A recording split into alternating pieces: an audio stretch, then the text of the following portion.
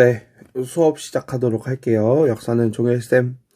오늘은 오랜만에 나를 봤어요.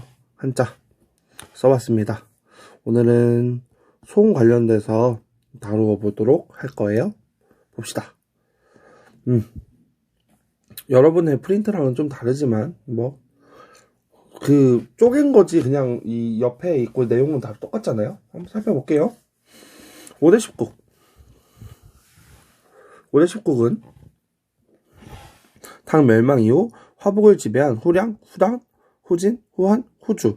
양당은 지난주. 그냥 외우지 않아도 됩니다. 그냥 후도 자기들은 후를 안 썼지요. 그냥 자기들은 당, 량, 진, 한, 주 이렇게 썼겠지만 그냥 후대의 역사가들이 후라는 말을 붙였습니다.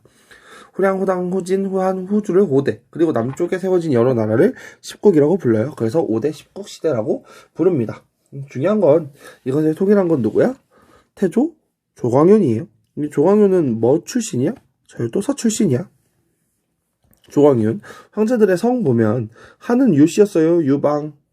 한 고조 유방 기억나죠? 수나라는 수양제, 수문제, 양제 할 때 다 양씨입니다. 당나라는 이씨였어요. 이세민 관련해서 당, 송은 조씨입니다. 그러니까 사료에 이러한 한자가 성이 나오는 상황이 있어요. 사료에 성씨가 나오는 경우가 가끔 있으니까 이게 이 자체로 힌트가 되기도 합니다. 그래서 그냥 한번 정리해봤어요. 이 절도사 출신인 조광윤은 제일 먼저 하려고 했던 건 다른 절도사들의 힘을 약화시키고 싶었어요. 배주석병권이라고 하는데요. 이거는 오늘 숙제, 이 내용을 댓글로, 이 내용을 다는 게 오늘 숙제입니다. 비밀 댓글로 남겨야 돼요. 그래야 다른 친구들이 오늘 과제가 있다 이렇게 알 수 있으니까요. 절도사 출신이기 때문에 조광윤이 황제권을 강화하려고 노력합니다. 목표는 황제권 강화예요. 다른 절도사의 힘을 약화시키는 게 목표였겠지. 황제 독재 체제라고 하는데요. 일단은 문치주의를 채택합니다. 문치주의. 문으로서 다스린다는 거야. 문치주의. 이건 뭔 소리냐면 절도사의 권한을 약화시키고 싶은 거야. 절도사의 권한을 약화시키려면 명분을 우리는 이제 강압적으로 통치하지 않는다. 우리는 인문적으로 통치한다라는 것을 내세우는 거지. 절도사 권한 약화. 그리고 황제가 군사권을 장악합니다. 군사권을 다 장악해버려요. 중앙에는 금군이고 모병제를 통해서 황제가 군사권을 장악합니다. 근데 이 모병제가 이따가 보겠지만 힘이 굉장히 약해요. 모병제가 시간이 지나면 지날수록. 어쨌든 황제가 군사권을 장악합니다. 중앙을 금군을 만들고 그리고 모병제를 만들고 문관을 요대해요. 그리고 무관을 조금 천대합니다. 재상의 권한을 축소시켜요.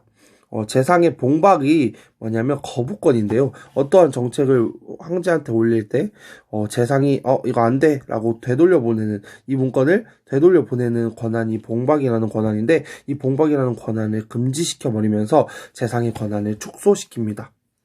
그리고 5번 별표 치세요. 과거에서 전시가 실시됩니다.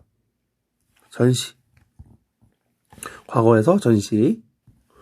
제도를 한번 살펴볼게요. 관리를 선발하는 제도. 관리 선발. 한나라는, 이거 이제 약간 지겹게 했지. 한나라 히읗, 향거리 선제. 그 다음에 당나라, 위진남북조, 구품중정제. 그죠? 그 다음에 수나라 문제 때 과거제를 처음으로 실시했어.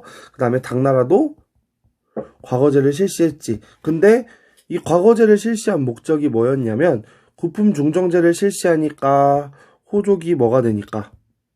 문벌귀족이 되니까 이 문벌귀족을 견제하기 위해서 과거를 실시했단 말이지.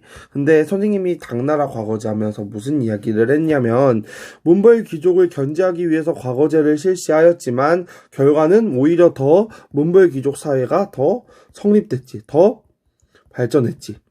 이유는 과거제에서 마지막 면접에서 신언서판으로 이 사람을 평가하기 때문에 그 문벌귀족의 가문들의 자식들이 계속해서 선발하는 제도였다는 거지. 결국 국품 중정제랑 다를 바가 없는 그런 세상이 와버린 거지. 근데 이것을 깨는 방법은 마지막 면접을 누가 보면 되냐면, 이건 관리들이 신원서판을 중심으로 그 가문을 판단한 거잖아요. 전시는 마지막 면접을 누가 보는 거냐면 황제가 보는 거야. 황제가 마지막 면접을 보는 거야. 그러면 기존의 신원서판을 기준으로 이제 면접을 보는 게 아니라 황제가 면접을 보기 때문에 황제가 마음에 들면 황제가 뽑아버리는 거야. 그러면 어떤 일이 발생하냐면 가문이 아무리 좋더라도 1등을 못해. 왜? 황제가 마음에 안 들면 땡이거든. 그러면서 문벌 귀족을 견제하는 수단이 되어버립니다. 뭐가? 전시가. 이게 생각보다 되게 큰 의미를 지녀요. 과거에서 전시를 실시했다는 것이. 이게 또 역사적으로 어떤 의미냐면, 옛날에는 과거에서 이제 1등한 사람은 과거 출제자랑 관계를 맺습니다. 아주 긴밀한 관계로 그 출제자의 장원급 제한, 과거 1등한 사람은 아주 돈독한 관계가 되고, 이 둘은 끈끈한, 거의 뭐 실과 바늘과 같은, 되게 뭐라고 해야 되지? 이 출제자가 죽어 하면 죽는, 그냥 완전 쫀쫀한 관계가 되거든요.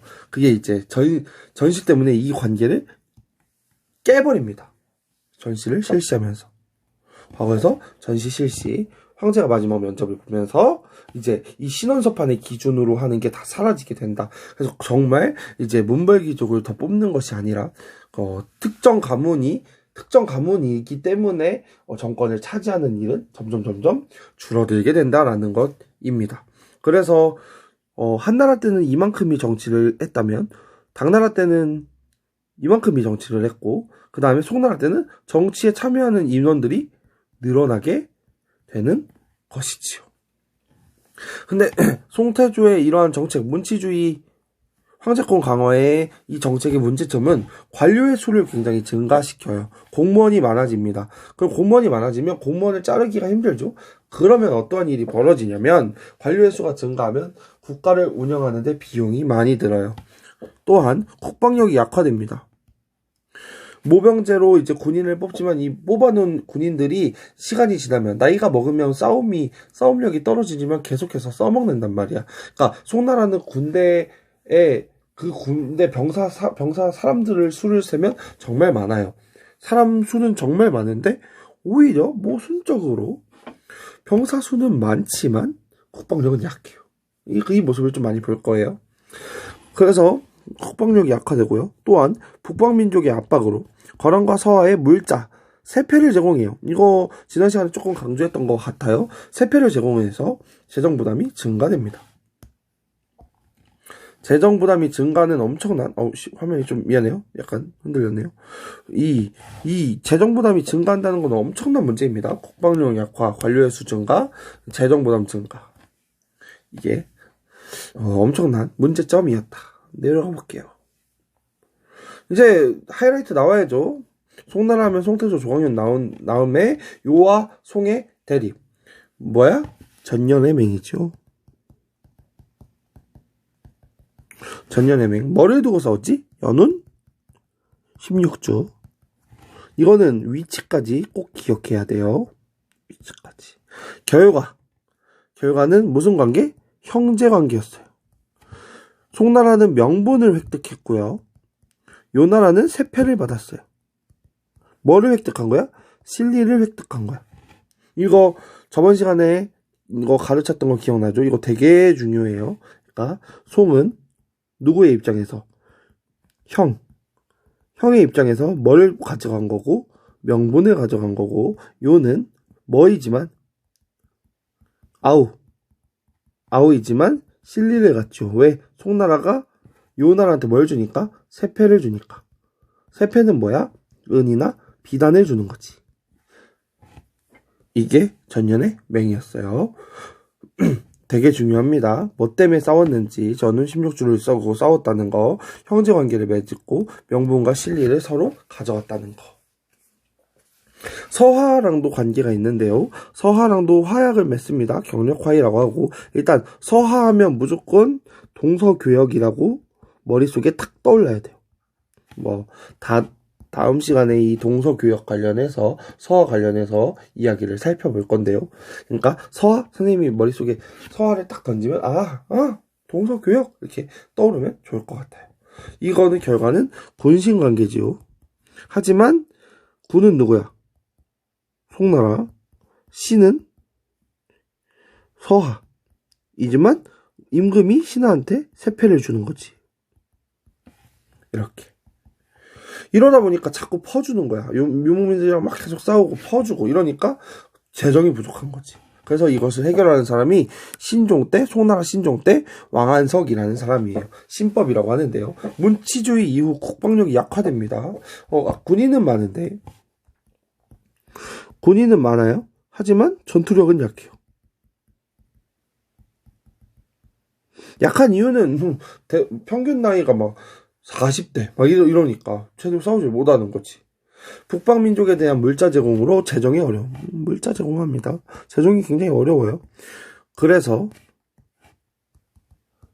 세패로 인한 재정난을 극복하고 싶은 거야. 부국강병을 도모하고 싶은 거야. 민생 안정을 추구하고 싶어서 개혁을 합니다. 부국과 강병책으로 부국책, 나라를 더 부자로 만드는 거야. 청묘법, 농민에게 자금을 융자해요. 막 빌려주는 제도야. 시역법, 상인에게 자금을 막 빌려줘. 그러면서 이 사람들이 더 세금을 잘 낼 수 있게 만드는. 이들이 잘 살아야 세금을 더 잘 낼 수 있으니까. 강병책, 보마법과 보갑법이라고 하는 군사력 강화시키는 정책이야. 그러니까 부국 강병책을 치면서 일시적인 개선 효과를 나타냅니다. 그러니까 재정이 어려웠던 점들을 어떻게 하는 거야? 해결해 나가는 거지. 버뜩 사마강 등 보수파 관료와 대지주의 반대로 실패하고 맙니다. 이후 구법당이랑 신법당의 당쟁이 격화됩니다. 구법당, 신법당 동글동글함이 치고 이 구법당, 신법당 나오면 왕안석이구나 라고 깨달으면 될 것 같아요. 사료 한번 읽어볼게요. 과거 가난한 자들은 호민으로부터 돈을 꾸고 이자를 냈습니다만 지금의 가난한 자들은 관아에서 돈을 꾸어 이자를 내고 있습니다. 관아에서는 이자를 낮게 함으로 백성들이 군핍함에서 벗어날 수 있습니다. 그러니 청묘법은 이미 제 궤도에 오른 셈입니다. 그러니까 비싼 고이자를 쓰면 점점 힘들어지니까 돈을 제대로 갚지도 못하니까 정말 빌려줄 수 있는 사람한테 빌려주면서 이 백성들의 삶을 안정시키는 것이지.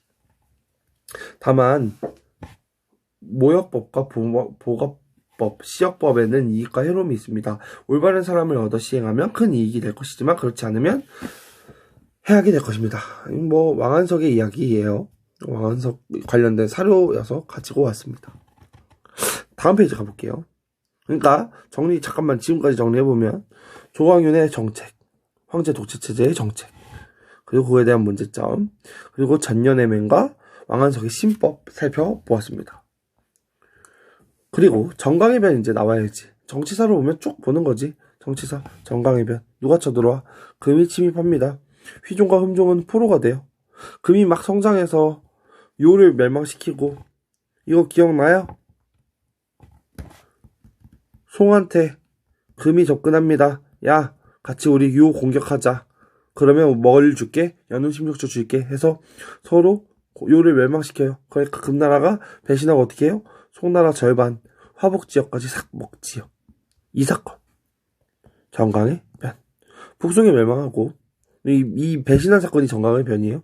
북송이 멸망하고 금이 화북지역을 차지합니다. 화북지역, 황하강 북쪽, 양쯔강과 황하강 사이의 그 북쪽 지역을 의미해. 금수도인 베이징, 중도가 그 옛날 이름, 지금의 베이징으로 수도가 탁 잡힙니다. 그리고 남송시대가 전개되지요. 남송시대는 수도를 카이펑에서 임안, 항저우라는 곳으로 천도하고요.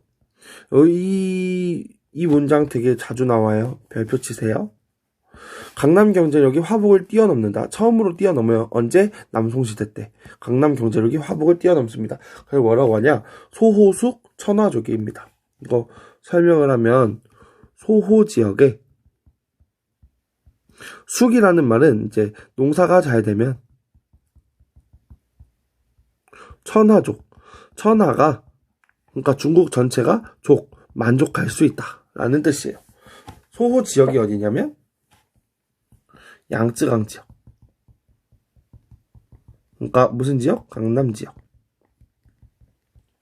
이렇게. 그러니까 소호숙 천하족이라는 말이 소호 지역에 농사가 잘 되면 천하가 잘 먹는다. 그러니까 이제 모든 지역이 농사를 지을 필요가 없는 거야. 강남 지역에서만 농사를 져도 천하가 다 먹고 사는 거지. 뒤에서 또 나와요. 이 대외적으로 남송은 금과랑 이제 금이랑 군신관계 체결하고 지난 시간에 했던 내용을 바탕으로 수업을 꼭 들어야 돼요. 왜냐면 지난 시간에 거의 모든 내용을 한번 다루었기 때문에 거의 복습의 의미로 접근하면 좋을 것 같아서 선생님이 이렇게 이야기합니다. 멸망은 원의 침입으로 멸망합니다. 원. 남송시대. 이제 송의 경제랑 문화를 보면 오늘 마무리되는데요. 송의 경제가 송나라 하면 다 시옷으로 시작한다고 얘기했죠. 송나라 시옷 상업혁명.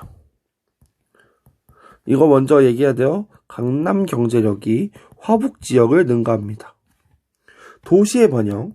북송의 수도는 어디냐면 카이펑입니다. 카이펑을 그림으로 그린 게 청명상하도고요. 시험 문제 정말 많이 나와요. 오늘 두 번째 과제입니다. 이 청명상하도를 네이버에서 또는 다음에서 캡처해서 밴드에 올려주세요. 그 그림을 한번 보는 게 되게 의미가 있어서 그 그림이 나오면 아, 송나라구나. 아, 구체적으로 북송이구나 라고 알면 되거든요. 그리고 동경몽화록이라고 하는 책이 있어요. 이것도 북송시대를 나타내는 거예요. 그 다음에 농업혁명은 꼭 다루어야 합니다. 농업혁명. 별표. 농업혁명, 토지 개간이 활발해져요. 새로운 농기구가 보급됩니다. 용골차라고 하는 새로운 농기구가 보급됩니다. 토지 개간 활발, 새로운 농기구 보급, 용골차. 모내기법이 보편화돼요. 모내기법은 뭐냐면 CF 쓰고 직파법 써놓으세요. 직파법은 땅에 그냥 씨를 막 뿌리는 거야. 그냥 막 뿌리는 게 직파법. 이 앙법은 먼저 약간의 땅에다가 씨를 먼저 뿌려서 어느 정도 자라게 하는 거야. 어느 정도 자라게. 그 다음에 이 자란 것을, 모판에 자란 것을 줄 맞춰서 심어 놓는 거지. 이렇게 하면, 기존의 노동력을 3분의 1 이상으로 줄여들 수 있대. 원래는 이 땅을 경작하려는데 3명에서 4명이 들어갔다면 똑같은 크기를 몇 명이 관리하냐면 1명이 관리하는 거지. 3분의 1, 4분의 1이니까. 이양법이라고 하는 이 농사 방법이 보편화되면서 이제 사람 한 명당 농사 지을 수 있는 땅이 넓어지고 그러면서 굉장히 생산량이 늘어납니다. 그리고 생산량이 늘어나는 품종이 개발돼요. 그 품종이 베트남에서 오는데요. 그 품종은 뭐냐? 참파벼입니다. 선생님 임용고시에도 되게 나왔던 품종이거든요. 참파벼. 이거 뭐냐면 새로운 품종이에요. 옛날에 하나를 심어서 100알이 나왔다면 이제 150알, 200알 나오는 그 품종으로 심는 거지. 그러면 어때요? 똑같은 땅에서 농사를 지어도 어떠한 일이 발생해? 더 많은 생산량이 나오는 거지. 그러면서 이걸로 인해서 상업혁명이 일어나는 거야. 그래서 양쯔강 하류 지역이 최대의 곡창지대로 발전하고요. 다른 지역에서 농사가 다 망하더라도 이 최대의 곡창지대, 그 소호 지역에서만 대박이 나도 그냥 중국 전체가 먹고 사는 일이 일어납니다. 그러면서 어떠한 일이 벌어지냐? 기존에 농사했던 사람들이 다른 직업에 종사할 수 있게 되는 거예요. 이게 이제 나비 효과인 거야. 그러니까 농업에서 모내기법이나 참파벼와 같은 새로운 이제 이 씨앗이 들어오고 새로운 농사 기구가 막 보급되고 새롭게 토지가 늘어나면서 이 지역으로 농사를 짓고 이 다른 지역은 그러면 농사를 지을 필요가 없는 거야. 다른 지역은 또 다른 활동을 시작하는 거지. 지주전호제가 확산합니다. 이 내용은 나중에 살펴볼 거예요. 그냥 지주전호제 끝. 수공업으로는 사용이 보편화됩니다. 이게 그 모의고사 선택지로 정말 많이 나오거든요. 석탄 사용 보편화. 이거는 꼭 석탄 사용이 보편화되었다. 즉 그걸로 인한 제철 산업, 자기 산업, 견직업이 발달하였다. 이거는 꼭 정리해 두세요. 석탄 사용이 보편화되었다. 이거는 꼭 정리해 두세요. 송나라면 진짜 잘 나와요. 송나라 시옷 석탄까지 해주면 너무 좋겠다. 송나라 시옷 석탄 이렇게. 제철, 자기, 견직업.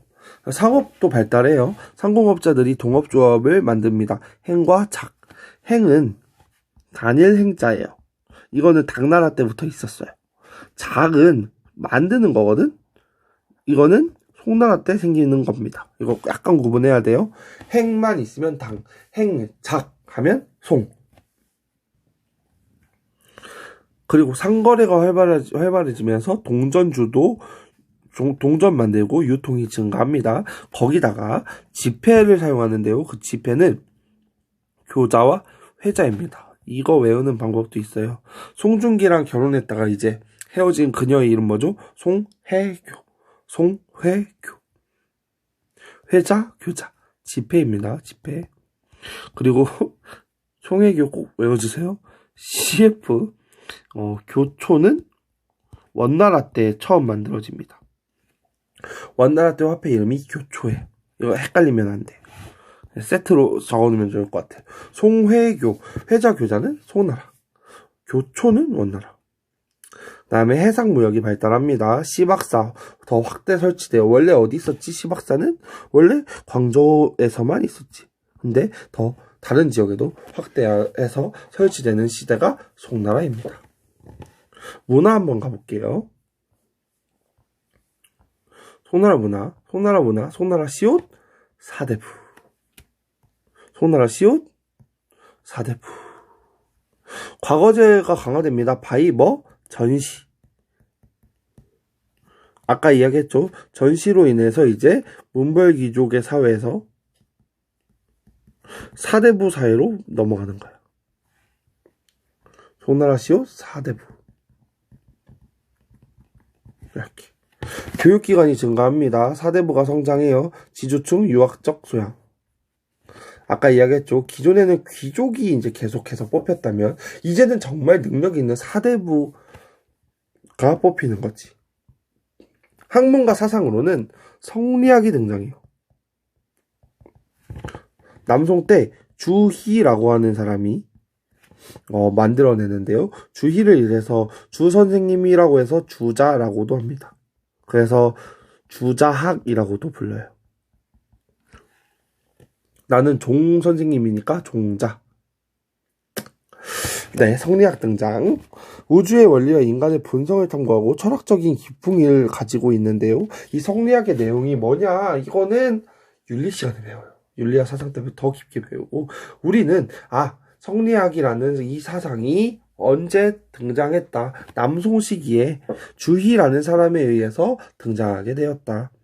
송나라 시옷 성리학 이렇게 정리해두면 좋을 것 같아요. 근데 이 성리학의 내용은 구체적인 내용보다 우리는 역사적인 맥락이 더 중요해요. 군신 간의 의리 또는 대의 명분을 강조합니다.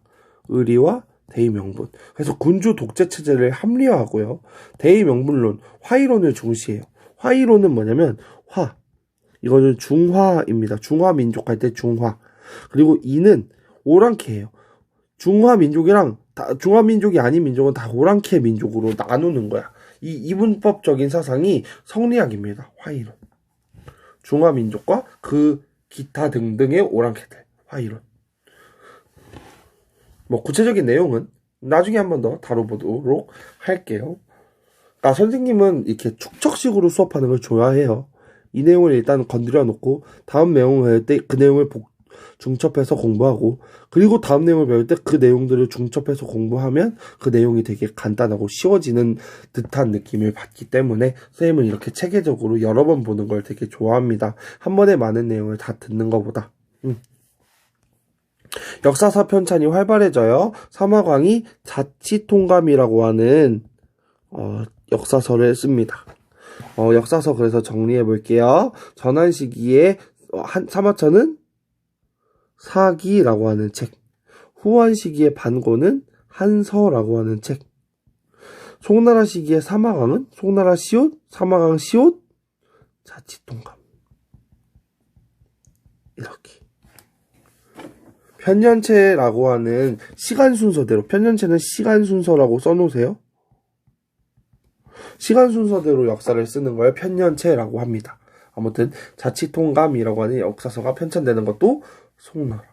송나라 시옷 사대부, 송나라 시옷 성리학, 송나라 시옷 사마광의 자치통감, 송나라 시옷 서민문화. 경제가 발전해요. 서민 이제 원래 그 당나라의 문화의 성격은 귀족적이면서 국제적이었지. 근데 송나라는 사대부고 서민문화예요. 그리고 국수주의적입니다. 좀 아예 약간 다른 면이 있어요. 중국 송나라와 당나라가. 어쨌든 서민문화가 발달합니다. 경제가 발전하면서 서민의식이 성장하고 구어체, 사라고 하는 구어체가 되게 등장하고 수도 카이펑 등 북송의 수도죠. 카이펑을 그림으로 그린 게 청명상가도 아까 과제됐던 거. 대도시의 오락시설이 증가하고 잡국이나 통속문학이 발달합니다. 그리고 과학기술로는 지식 보급, 문화 발전에 기여한 인쇄술이 발달하고요. 화약이라고 하는 화약무기가 개발됩니다. 그리고 나침반을 사용해요. 이 세 개는 송나라 3대 발명품입니다. 이 발명품이 이슬람을 거쳐서 유럽으로 가요. 그리고 유럽인들이 정말 잘 써먹습니다. 조금 아쉬워요. 좀 이러한 인쇄술, 화약, 나침반이 동양에서 처음 만들어지지만 그걸 정말 잘 활용한 건 동양에서도 잘 활용했어요. 근데 동양에서 보다 훨씬 더 잘 활용한 건 서양이에요. 유럽. 이 내용은 나중에 르네상스라고 하는 사건 볼 때 이 내용부터 출발할 거예요. 선생님이 CF 써놨는데요. 중국의 4대 발명품은 뭐가 있냐면 종이와 인쇄술, 화약, 나침반이에요. 그 중에 이 세 개, 인쇄술, 화약, 나침반은 어느 나라 거? 송나라의 발명품이고, 종이 만든 거, 제지술, 이건 뭐야? 한나라? 누가? 후한 때 최륜 또는 최윤이라고 한다.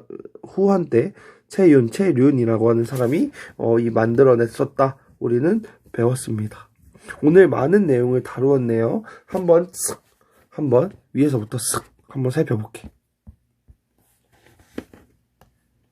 어떤 색깔로 해볼까요? 보겠습니다. 5대 19 살펴보았고 송나라 정치사 먼저 보면 항상 선생님 수업은 정치사 한 다음에 경제사 그리고 사회 문화사로 넘어가요.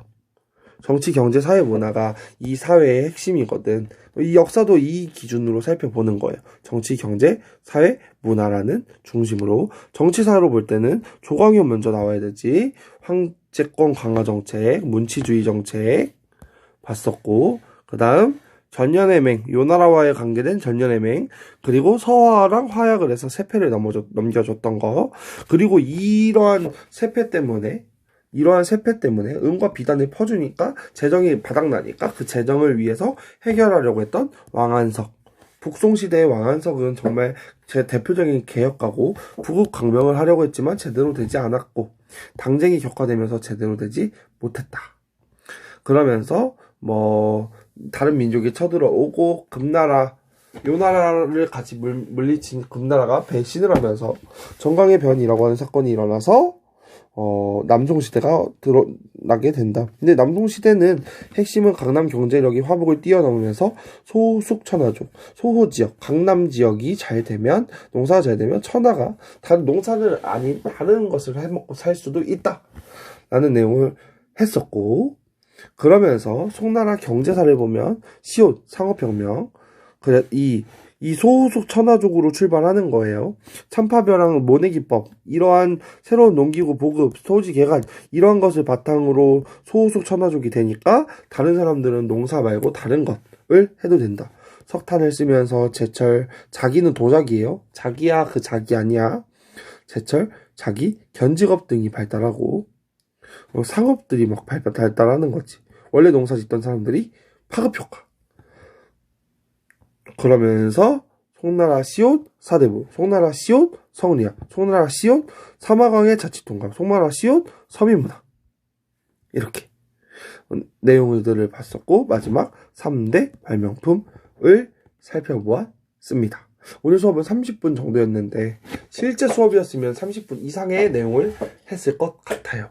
어쨌든 오늘 수업도 많은 내용을 다루었는데요. 댓글 숙제 냈던 거 잘 들어보시고 어려운 부분이 있으면 차분히 잘 들어보세요. 선생님이 온라인 수업했던 부분에 대해서 분명히 이야기했습니다. 시험 문제 많이 낼 거라고요. 네, 좀 잘 접근하길 바래요. 오늘 수업은 여기까지 하겠습니다. 구독, 좋아요